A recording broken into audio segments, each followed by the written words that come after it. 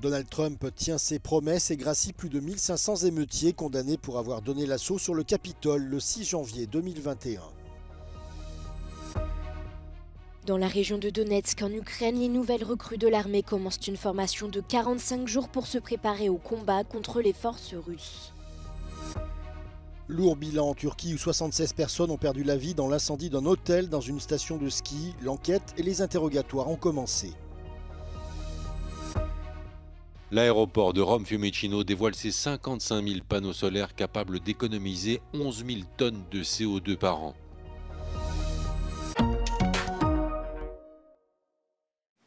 Il l'avait annoncé lors de sa campagne, Donald Trump a gracié des milliers de personnes condamnées pour avoir participé à l'attaque du Capitole. Certaines grâces ont provoqué la colère des forces de l'ordre, Donald Trump ayant aussi effacé les charges contre ceux qui avaient agressé les policiers chargés de la protection du Congrès, provoquant notamment la mort de l'un d'entre eux. En outre, au moins 140 policiers avaient été blessés ce jour-là. Lors d'une conférence de presse, il s'en est également pris violemment à un journaliste sur le sujet. If you look at the American public is tired of it. Take a look at the election. Just look at the numbers on the election.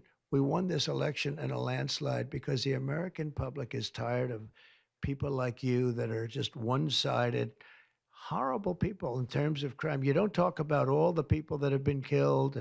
Donald Trump a en outre déclaré que les peines prononcées étaient ridicules et excessives et a décrit les émeutiers comme des gens qui aiment vraiment leur pays. Il a également laissé entendre que les groupes d'extrême droite Proud Boys et Oath Keepers, qui ont organisé et rallié des partisans à la violence dans le chaos qui a éclaté le 6 janvier, pourraient avoir leur place dans la politique américaine.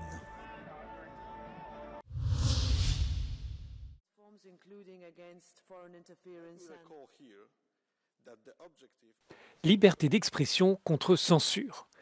Les eurodéputés ont livré mardi des opinions fondamentalement différentes lors d'un débat concernant la régulation européenne sur les services numériques, DSA en anglais. Le cas du propriétaire du réseau social X, Elon Musk, était presque sur toutes les lèvres. For example, I'm from Germany, we are under elections, an electoral campaign, and timelines of people are flooded with Elon Musk's own content and with the far-right party's content, and everything else is basically gone. So what the DSA can be used to do is to verify if that's really people's choices or if it's just Elon Musk's choice, and if he manipulated the algorithm to keep people from really reading what they want to read to inform themselves about the elections. De nombreux eurodéputés appellent la Commission européenne à appliquer pleinement la réglementation de l'Union et donc de prendre des mesures à l'encontre d'Elon Musk pour violation présumée de la loi sur les services numériques. The worst way of defending our values and our interests is to pretend nothing is happening, to be shy, to be timid. I think the European Commission has all the elements to implement the rules, all the elements to sanction Elon Musk as a manager and owners of the platform X, and he shouldn't waste time. Dans l'hémicycle, des voix estiment que le règlement européen bride au contraire la liberté d'expression et qu'il faut s'interroger sur sa mise en œuvre. When it comes to disinformation and hate speech, we should not regulate this stuff. We should not limit this. Because if you see here, if you follow the debate today, they were basically hate speech between each other. But we need to allow this. You need to be allowed to say that someone is an idiot. I'm not saying that we should say that someone is an idiot, but you need to allow to say it. La Commission a ouvert en décembre 2023 une procédure contre X et en mai dernier une autre contre Meta. Les deux enquêtes sont toujours en cours d'analyse. En cas d'infraction, les amendes peuvent atteindre jusqu'à 6% du chiffre d'affaires global de l'entreprise concernée.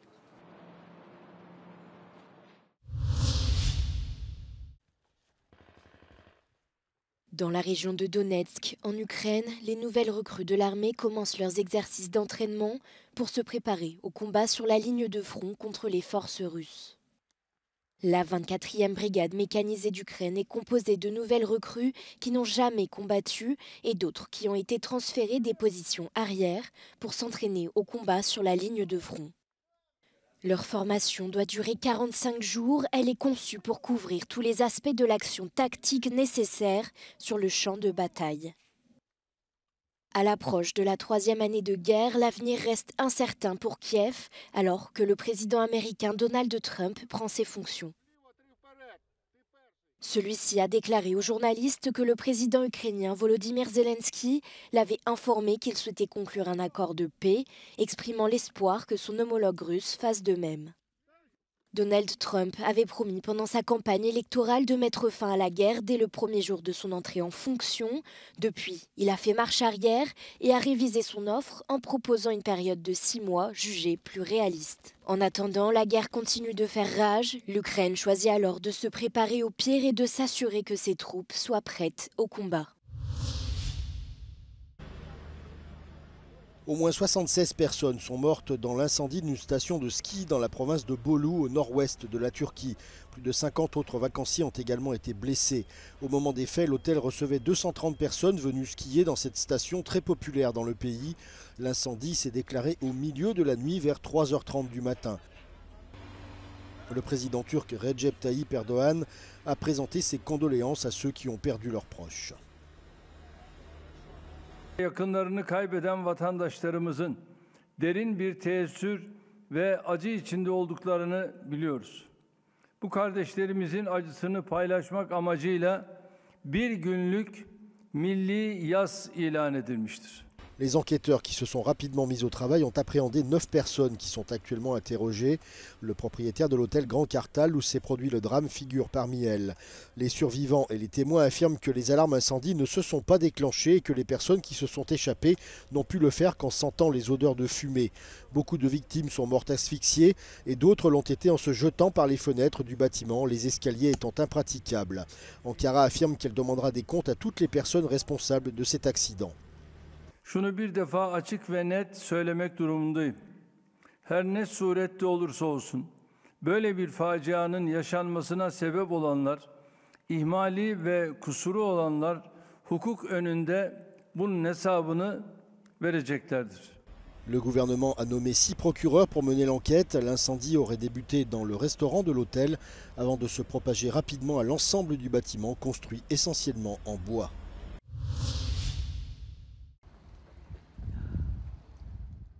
« 55 000 panneaux photovoltaïques installés sur 2,5 km le long de la piste 3 de l'aéroport de Rome-Fiumicino.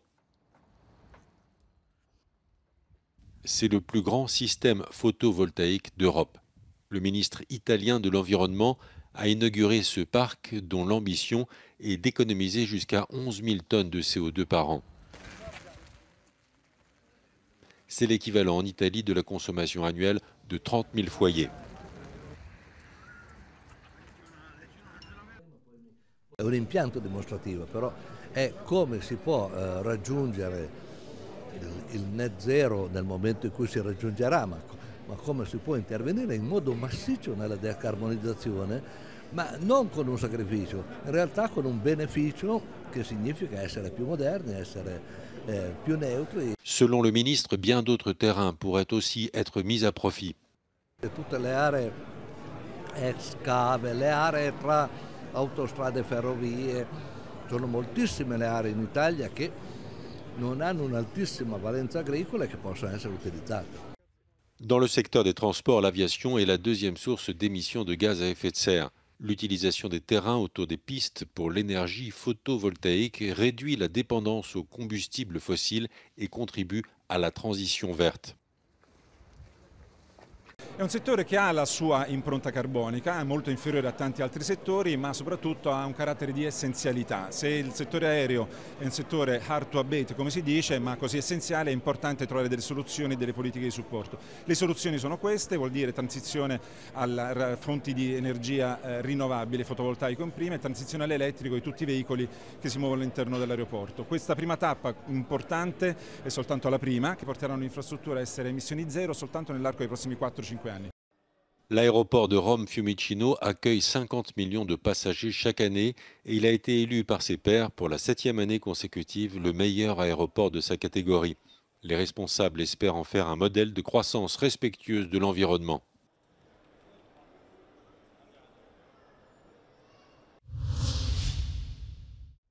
Les îles Canaries appellent à la solidarité de l'Union européenne face au dernier épisode de la crise migratoire qui a vu des milliers de personnes affluer vers cet archipel espagnol. Le président du gouvernement régional, Fernando Clavijo, a déclaré lors d'une réunion avec le commissaire aux affaires intérieures, Magnus Brunner, que sa région souffre d'un manque d'attention de la part de l'Union européenne, plus concentrée sur la Méditerranée en ce qui concerne l'immigration irrégulière, bien que les Canaries connaissent le plus grand nombre d'arrivées par la mer jamais enregistrées. Entendemos que es injusto que sea solo un gobierno quien tenga que soportar toda la presión sin saber hasta cuándo ni cuántos van a venir. Entonces lo que queremos es que se activen los mecanismos de solidaridad dentro del seno de la Unión Europea y por supuesto dentro también de España y que pues, una cantidad de 5.800 menores distribuidos entre Europa o dentro del territorio español es perfectamente asumible. L'année dernière, la route de l'Afrique de l'Ouest a connu près de 47 000 arrivées, soit une augmentation de 18% par rapport à 2023, tandis que les flux ont diminué le long de plusieurs autres routes vers l'Europe, en particulier la Méditerranée centrale et orientale. Bueno, estos son vasos comunicantes. La Unión Europea ha blindado lo que es el Mediterráneo y bueno, cuando cierras una parte, la inmigración sale por otra. Y lo que se está generando es una acumulación en los países como Marruecos, Gambia, Senegal o Mauritania, principalmente Mauritania, esperando dar el salto. Avec des milliers de morts le long de la route de l'Afrique de l'Ouest, le gouvernement des Canaries souhaite également que l'Union européenne conclue des accords avec les pays africains et y déploie des agents de Frontex. Mais la clé, selon lui, est de stimuler l'économie des pays de départ. No habrá ni muros ni protección de frontera lo suficientemente fuerte como para evitar que la gente busque un futuro. Selon Clavijo, le commissaire Brunner lui a promis de visiter les îles Canaries, mais aucune date précise n'avait été fixée.